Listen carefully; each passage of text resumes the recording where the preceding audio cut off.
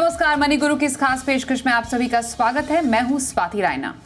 भारतीय निवेशकों के लिए इंटरनेशनल मार्केट में निवेश करने का क्या ये सही समय है? आप इंटरनेशनल मार्केट का एक्सपोजर अपने पोर्टफोलियो में कैसे ले सकते हैं? यूएस मार्केट के अलावा और कहां है निवेश के मौके? और कैसे लगता है ग्लोबल मार्केट में निवेश पर टैक्स? आज इसी पर रहने वाली है खास चर्चा। विदेश में निवेश की पूरी एबीसीडी हम आपको बताएंगे। और हमारे साथ इस खास कार्यक्रम में शामिल हो चुके हैं आनंद राठी वेल्थ से ऋषिकेश पालवे और कंप्लीट सर्कल वेल्थ से क्षितिज महाजन हमारे साथ हैं।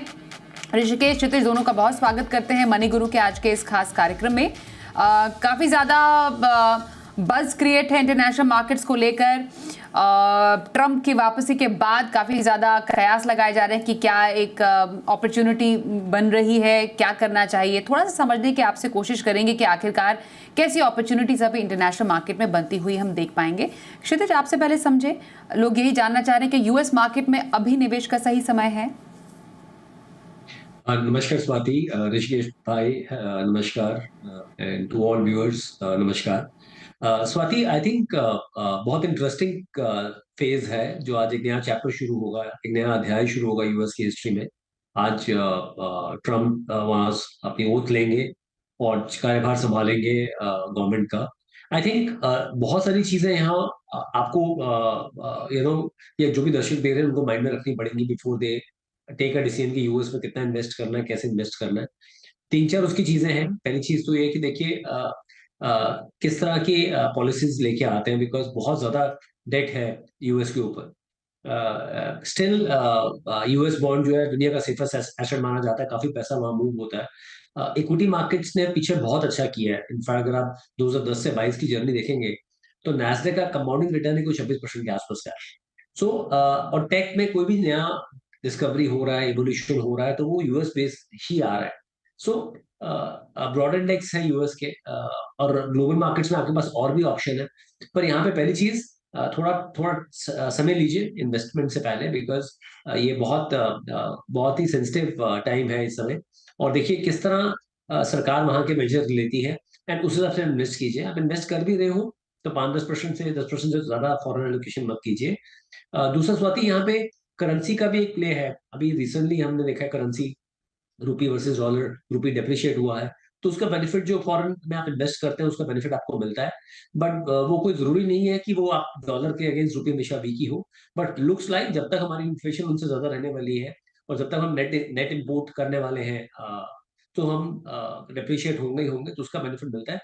तीसरा, यूएस के साथ और भी इकोनॉमीज हैं जहां पे आप आई कर सकते हैं ग्लोबल इन्वेस्टमेंट्स को।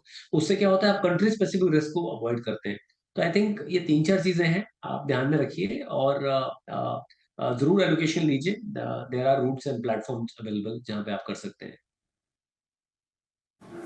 बिल्कुल। और ऋषिकेश, जैसे क्षितिज बता रहे हैं कि हाँ ऐसे कंडीशंस बन रहे हैं, क्या कुछ रिस्क भी हो सकते हैं apart from of course upsides? Are there downsides too, या कुछ बातें जिनका ध्यान में रखने की जरूरत है?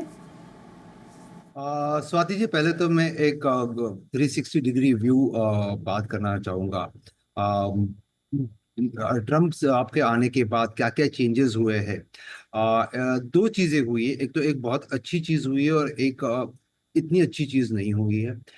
जो अच्छी चीज़ हुई है, जो उन्होंने बोला था कि टैक्स रेट या टैक्स की दरें जो है वो कम करेंगे, तो वो कॉर्पोरेट अर्निंग्स के हिसाब से काफ़ी फायदेमंद होगा। और कॉर्पोरेट अर्निंग्स जब अच्छी होती है तब वैल्यूएशंस अच्छे होते हैं और मीडियम टर्म के लिए काफ़ी अच्छा साबित हो सकता है। दूसरी चीज जो काफी अच्छी नहीं है, जहाँ पे उन्होंने इंटरनेशनल टैरिफ्स बढ़ा दिए। जब इंटरनेशनल टैरिफ्स बढ़ जाते हैं तो इंपोर्ट का जो खर्चा होता है वो ज्यादा बढ़ जाता है, उसकी कीमतें बढ़ जाती है, तो उसके वजह से इनकरिंग कॉस्ट भी बढ़ जाती है। तो ये दो चीजें हुई है। लेकिन जीडीपी अगर हम देखें तो काफी पॉजिटिव ट्रेजेक्टरी में दिखाई देता है। 2-3% का जीडीपी ग्रोथ दिख रहा है। इन्फ्लेशन काफी कंट्रोल में है। इंटरेस्ट रेट जो है वो भी काफी कंट्रोल रेट में है। फिस्कल डेफिसिट वो काफी नैरो होते हुए दिख रहा है। तो ये काफी मैक्रो इकोनॉमिकल फैक्टर जिसे हम देखते हैं फॉर अ लॉन्गर पर्सपेक्टिव, वो भी काफी अच्छे दिख रहे हैं। अभी रिस्क की बात करें तो रिस्क यही है कि कई बार ऐसे होता है कि काफी अट्रैक्टिव लगता है इंटरनेशनल मार्केट। अभी मैं यूएस की बात कर रहा हूँ, क्योंकि जीडीपी ग्रोथ करीबन 2 to 3% दिख रही है, इन्फ्लेशन करीबन 2-2.5% के बीच में दिख रहा है, और डेप्रिसिएशन 3% का लगा लो, 4% का लगा लो। तो कुल मिला के अगर किसी इंडियन ने यूएस में इन्वेस्ट करना है, तो जनरली क्या होता है, नॉमिनल जीडीपी जो है, रियल जीडीपी प्लस इन्फ्लेशन, वो जो है वो मार्केट में काफी मार्केट के परफॉर्मेंस पे काफी इम्पैक्ट करता है। तो अगर उनका टोटल देखे तो 6-7% दिखाई देता है, इन्फ्लेशन 3% का ऐड कर लो तो 8-9% का रिटर्न बन सकता है। बट अगेन, ये ऑप्शन अगर 2 है तो मेरा ऑप्शन 1 इंडिया में निवेश करने का है। अगर इंडिया की स्टोरी काफी प्रॉमिसिंग लग रही है, जहाँ पे जीडीपी ग्रोथ करीबन 7% का दिख रहा है, इन्फ्लेशन करीबन 4% का दिख रहा है, तो Indian market itself is poised to grow at the rate of 11-12%। तो 11-12% अगर मुझे इंडिया में ही मिल रहा है तो मैं इंटरनेशनली इन्वेस्ट क्यों करूं? वो सबसे पहला मुद्दा है। दूसरा मुद्दा ये है कि cost of investment, fund of fund, अगर म्यूचुअल फंड्स के द्वारा आप निवेश करना चाहते हो, जो कॉस्ट ऑफ इन्वेस्टमेंट होती है फंड ऑफ फंड या फिर ईटीएफ के द्वारा, वो काफी हायर रहती है। तो वो एक रिस्क मुझे दिखाई देता है। डॉलर का एक्सचेंज रेट मुझे थोड़ा रिस्की दिखाई देता है। तो ये 3-4 रिस्क है जिसके बारे में बात करना चाहूंगा, और हमको उस पर अमल करना चाहिए इसके पहले कि हम निवेश की सोचें। बिल्कुल, तो ये कुछ फायदे हैं, कुछ ऐसे रिस्क भी हैं। निवेश करने से पहले आप डेफिनेटली, आपको अपने पोर्टफोलियो में इंटरनेशनल फ्लेवर डालना है, तो ये कुछ बातों का ध्यान में रखने की ज़रूरत है। पर करें कैसे इन्वेस्टमेंट? क्या तरीके हैं क्षितिज आज के टाइम पे यूएस मार्केट में इन्वेस्टमेंट के? Swati, basically they are 4 ways जो ब्रॉडली आप इन्वेस्टमेंट कर सकते हैं। एक, हमारे इंडियन म्यूचुअल फंड्स ही आपको ऑफर करते हैं यूएस ओरिएंटेड फंड्स, जहां पे आप अब इस समय सारे फंड्स ओपन नहीं है इन्वेस्टमेंट्स को लेके, पर कुछ फंड जो ओपन है मैं उसके बारे में बताऊंगा कि दैट जहां पे आप म्यूचुअल फंड रूट के थ्रू ही आप कोई इंडेक्स फंड या फिर कोई एक्टिव मैनेज फंड आप ले सकते हैं। सो वो वे अवेलेबल है। देर आर 4 म्यूचुअल फंड जो मुझे ध्यान है अभी इस समय, जिनकी विंडो ओपन है, वो पैसा इन्वेस्टमेंट के लिए ले रहे हैं।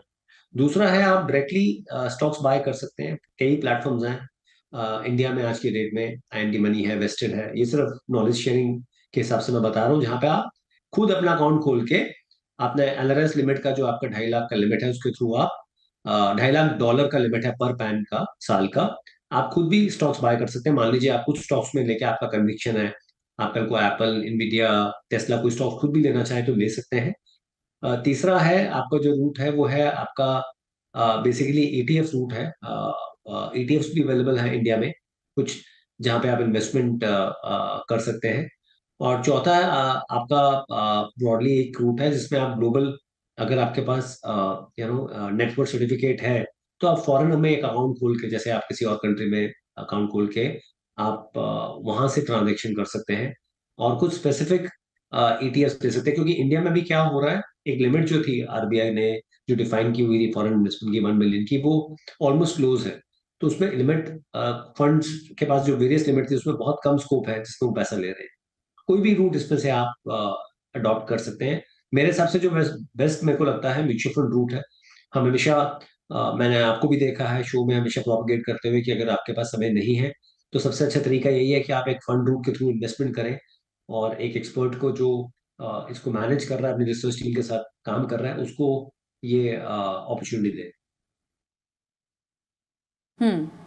ओके, तो डायरेक्ट तरीका भी है, डायरेक्ट स्टॉक्स में इन्वेस्टमेंट कीजिए, या तो बेटर है कि म्यूचुअल फंड के थ्रू कीजिए। लेकिन डेफिनेटली बार बार एक लिमिट सेट की जाती है, और कई जो फंड्स की जो लिमिट है वो क्योंकि ब्रीच हो चुकी है, इसलिए उसके बाद वो फंड जो है इन्वेस्टमेंट नहीं ले रहे हैं। थोड़ा इसके बारे में ऋषिकेश आप बताइए, क्योंकि डेफिनेटली कई जो इन्वेस्टमेंट्स है already international funds, fund of funds में हो चुके हैं। अब उसके बाद कुछ ही फंड्स हैं जो कि अभी इन्वेस्टमेंट ले रहे हैं क्योंकि उनकी लिमिट ब्रीच नहीं हुई है। क्या अपॉर्चुनिटीज़ अब यहाँ पर अभी फिलहाल लिमिटेड ही है, तो वो अपॉर्चुनिटीज़ को भी कैसे ग्रैब करें? कहाँ पर अभी मौके बन रहे हैं विद इन म्यूचुअल फंड? जी स्वाति जी, जैसे क्षितिज ने बहुत सही तरीके से कहा कि म्यूचुअल फंड्स के द्वारा अगर निवेश करना है इंटरनेशनल मार्केट में, तो 2 ऑप्शंस अवेलेबल होते हैं। एक तो फंड ऑफ फंड और दूसरा होता है ETFs। तो अगर हम लिमिट की बात करें तो ओवरऑल लिमिट अगर हम देखें तो करीबन $7 बिलियन की लिमिट है, जो अधिकतर फंड हाउसेज ने एग्जॉस्ट कर दी है। अब इसी $7 बिलियन में ईटीएफ्स की भी एक लिमिट होती है, $1 बिलियन की ईटीएफ की लिमिट होती है। इसके अलावा हर फंड हाउस को अप टू 1 बिलियन में निवेश करने की अनुमति होती है। तो ये कुछ लिमिट्स है जहाँ पे कुछ रुकाव आ सकते हैं।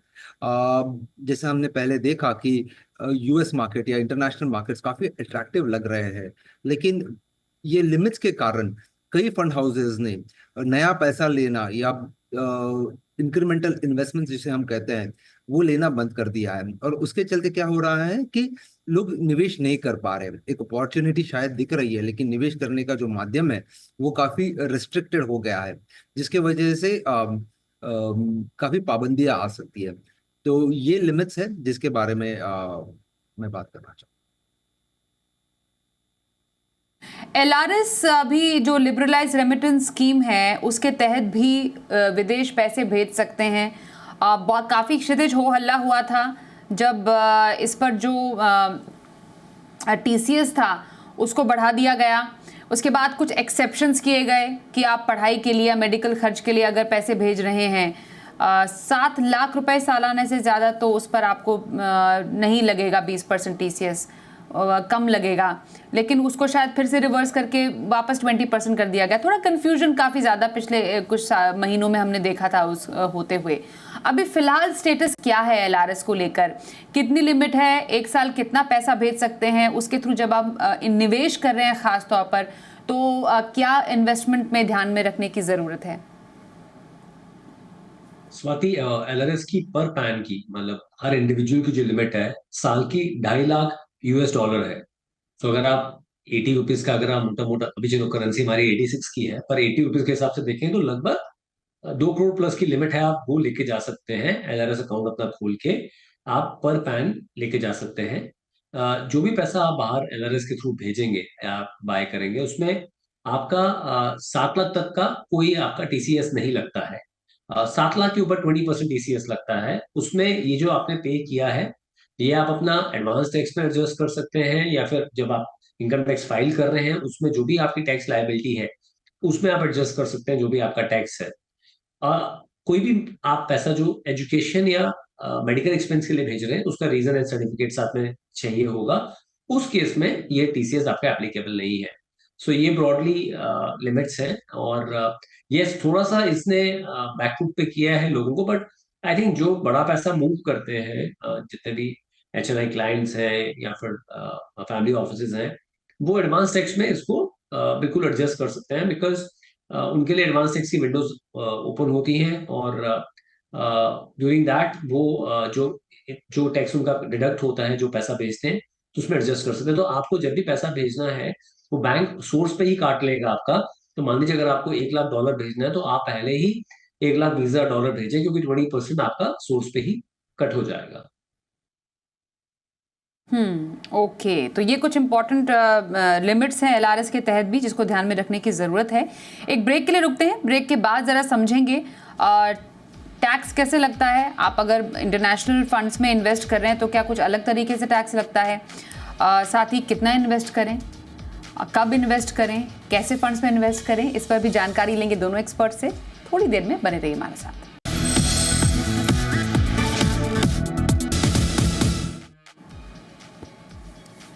तो क्या विदेश में या इंटरनेशनल बाजार में यूएस मार्केट्स में इन्वेस्टमेंट का भी सही टाइम है? हम दोनों एक्सपर्ट से जानकारी ले रहे हैं। ऋषिकेश पालवे और क्षितिज महाजन हमारे साथ है। ऋषिकेश, इन्वेस्टमेंट इंटरनेशनल मार्केट में करनी है, हर कोई काफ़ी एक्साइटेड हो सकता है कि बड़ी से बड़ी कंपनियां जो हैं उसमें उनको इन्वेस्ट करने का मौका ज़रूर मिले, पर ये प्रिपोर्शन या परसेंटेज कितना रहे किसी के पोर्टफोलियो में? क्योंकि आप हद से ज़्यादा भी कर सकते हैं। थोड़ा यूफोरिया के तहत आपने सोचा कि थोड़ा ज़्यादा पैसे डाल लें, पर एक आइडियल एलोकेशन क्या रहे? स्वाति जी, एसेट एलोकेशन की जब बात होती है या ज्योग्राफी वाइज एलोकेशन की बात होती है, तो एलोकेशन जो है वो आपके टारगेट के ऊपर निर्धारित होता है कि निर्भर होता है। अगर आपका टारगेट करीबन 14-15% बनाने का है, तो इंडियन मार्केट इटसेल्फ आपको 14-15% का टारगेटेड रिटर्न दे सकेंगे। लेकिन अगर किसी को एक फ्लेवर, जैसे आपने पहले भी कहा था कि इंटरनेशनल फ्लेवर चाहिए, तो मेरे हिसाब से इसका प्रोपोर्शन जो है करीबन 5 से 10% के बीच में होना चाहिए, और उससे ज्यादा नहीं होना चाहिए, क्योंकि पोटेंशियल जितना है यूएस मार्केट का, इंक्लूडिंग डिप्रिशिएशन देख के, करीबन 9 से 10% का रिटर्न बन सकता है। तो उस हिसाब से अगर 9 से 10% का रिटर्न बन रहा है, तो इंडियन मार्केट में 13-14% इंक्लूडिंग अल्फाज एंड एवरीथिंग अगर मिल रहा है, तो 4-5% अगर इंक्रीमेंटल मिल रहा है, तो इंडियन मार्केट्स काफी प्रॉमिसिंग लगती है। यहाँ पे निवेश करना चाहिए। लेकिन अगर किसी को इंटरनेशनल फ्लेवर चाहिए, तो करीबन 5% के हिसाब से आप एलोकेशन कर सकते हो। स्वाति जी, एक बहुत इंटरेस्टिंग फैक्ट है कि किसी भी कंट्री का इक्विटी भी उसके डेट के ऊपर निर्भर होता है। जो जैसे विस्तार में बात करना चाहूंगा, इंडिया इंडिया का डेट रेट करीबन 10 साल का जी से यील्ड करीबन 7% का है। इक्विटी मार्केट का एक्सपेक्टेड रिटर्न करीबन 11-12% है। करीबन मार्जिन आप 4-5% का देखते हो। जब हम यूएस को देखते हैं, यूएस का इंटरेस्ट रेट करीबन 1.5 से 2% का होता है। उसमें आप 4-5% ऐड भी कर लो फ्रॉम इक्विटी परस्पेक्टिव, तो वहां पे 6-7% का रिटर्न बनता है। और हमने जब S&P 500 का डेटा देखा पिछले 10-15 सालों के लिए, रिटर्न्स कुछ करीबन 60-7.5% के बने हैं। तो इस हिसाब से मैं कहना चाहूंगा कि अगर आपको निवेश करना है इंटरनेशनल फंड्स में या यूएस मार्केट में, तो just for fun of it 5% से ज्यादा आप निवेश ना करें। बिल्कुल, तो 5% से ज़्यादा आपको इंटरनेशनल जो है फंड में इन्वेस्टमेंट करने की ज़रूरत भी नहीं है, उतना आपके लिए इनफ है। पर इम्पॉर्टेंट जो पार्ट ये रहता है कि टैक्स कैसा लगेगा। क्षितिज, ज़रा बताइए कि टैक्सेशन कैसा लगेगा, क्योंकि बजट में हमने देखा जब जुलाई में बजट आया था इलेक्शन के बाद का 2024 में कुछ चेंजेस हुए थे। जो ओवरसीज़ जो फंड ऑफ फंड्स थे उनमें कुछ बदलाव हुए थे, जिसके बाद ऐसा कहा जा रहा था कि शायद इनमें जो इन्वेस्टमेंट है वो शायद थोड़ा सा और आकर्षित हो जाए। तो क्या ऐसा सिचुएशन है? क्या कुछ इन्वेस्टमेंट बढ़ा इन इंटरनेशनल या ओवरसीज एफओएफ आफ्टर दैट? बिल्कुल स्वाति, बेसिकली इनको फंड ऑफ फंड कैटेगरी के जितने भी फंड्स हैं इंटरनेशनल फंड्स को, उन्होंने टैक्स ब्रैकेट में लॉन्ग टर्म में अपना 2 इयर्स कर दिया है। तो 2 ईयर प्लस में आपका टैक्स, अगर आप 2 साल तक होल्ड करते हैं फंड, उसके बाद आप जो निकालते हैं तो प्रॉफिट के ऊपर उस समय आपको कोई 12.5% टैक्स लगेगा। और 2 साल से अगर पहले निकालते हैं, जो आपका शॉर्ट टर्म में आएगा, तो आपका कोई 20% टैक्स लगेगा। जो इक्विटी का 1 ईयर का है, फंड ऑफ फंड यूएस या फिर कोई भी इंटरनेशनल फंड्स को कैटेगरी को उन्होंने 2 साल का टाइम फ्रेम में डाल दिया है, 2 साल वाले में। और अगर आप ईटीएफ करते हो, कोई कोई फॉरेन फंड का ईटीएफ करते हो, तो वो इक्विटी की तरह बिल्कुल ट्रीट होगा। 1 साल के ऊपर आपका लॉन्ग टर्म 12.5, और लेस देन दैट आपका कोई लगभग 20% शॉर्ट टर्म कैपिटल गेन आपका आएगा 1 साल से कम है। तो ये दो दो ब्रैकेट्स हैं आज की डेट में, ETF versus fund of fund. बिल्कुल। तो ये एक्चुअली थोड़ा सा कुछ बदलाव हुए थे बजट के बाद कि ओवरसीज एफओएनएफ है, क्योंकि एक थर्ड कैटेगरी बन गई थी जिसमें गोल्ड फंड्स भी शामिल थे, जिसमें आपका जो होल्डिंग पीरियड था लॉन्ग टर्म का वो 36 से घटाकर 24 मंथ्स कर दिया गया, और 12.5% के रेट से उसमें long term capital gain tax लगाया गया था। तो इसलिए कहा जा रहा था कि शायद ये एक इंटरेस्टिंग बेट हो सकता है in longer term for investors. और जो ओवरसीज ईटीएफ है उसमें as rightly pointed out by Kshitij, आपके लिए 1 साल तक का ही लॉन्ग टर्म पीरियड होगा, मोर देन दैट 12.5% के रेट से, और उससे कम होगा तो आपको स्लैब रेट से टैक्स कटेगा। तो टैक्सेशन, एक very quick view from Rishikesh, एक टैक्सेशन एक अट्रैक्टिव पॉइंट है या एक पॉइंट टू बी कंसिडर्ड है while investing in international funds? में भी निवेश करने का बहुत एक अहम मुद्दा होता है। मैं कहना चाहूंगा कि कोई भी निवेश करते हो आप, डोमेस्टिकली करो इंटरनेशनली करो, कई बार काफी सारे प्रोविजंस होते हैं जो एक दूसरे को सेट ऑफ का प्रोविजन देते हैं। इंडिया के टैक्स पार्लांस में अगर आप देखो तो काफी सारे सेक्शंस है जो यूज भी नहीं होते। अगर उनको यूज करना है तो डोमेस्टिक फंड्स में अगर निवेश करते हो तो उसकी यूज करने की प्रोबेबिलिटी बढ़ सकती है। इंटरनेशनल फंड्स में दो कंट्रीज, दो बाउंड्रीज का हम इस्तेमाल कर रहे हैं निवेश करने के लिए। काफी पेचीदा हो सकता है, मैंने कह रहा हूं कि ये पेचीदा होता है, पर पेचीदा हो सकता है। इसके कारण मैं कहूंगा कि उसको हम इग्नोर कर सकते हैं तो बिल्कुल करना चाहिए, और डोमेस्टिक मार्केट्स में निवेश करना चाहिए। यहाँ पे रिटर्न्स की भी गुंजाइश है और कॉम्प्लिकेशन टुवर्ड्स टैक्सेशन भी काफी लो है। तो ये दो चीजें कहना चाहूंगा मैं, स्वाति जी। बिल्कुल, तो आप इंटरनेशनल फंड्स में इन्वेस्ट कीजिए। जैसा क्षितिज भी बता रहे थे, कुछ फंड्स में इन्वेस्टमेंट वो ले रहे हैं। ICICI Pru US blue chip equity fund है, मोतीलाल ओसवाल का एसएनपी इंडेक्स फंड है, एडलवाइस यूएस टेक्नोलॉजी इक्विटी है, Franklin India feeder Franklin US opportunity fund है। कुछ फंड्स हैं, investment opportunities are still there, पर कुछ ज़रूर बातों को ध्यान में रखते हुए आपको यहाँ पर इन्वेस्ट करना चाहिए। थैंक यू सो मच दोनों ही एक्सपर्ट्स का करेंगे हमारे साथ आज के इस खास कार्यक्रम में शामिल होने के लिए। ब्रेक का भी वक्त हो गया है, देखते रहिए जी बिजनेस।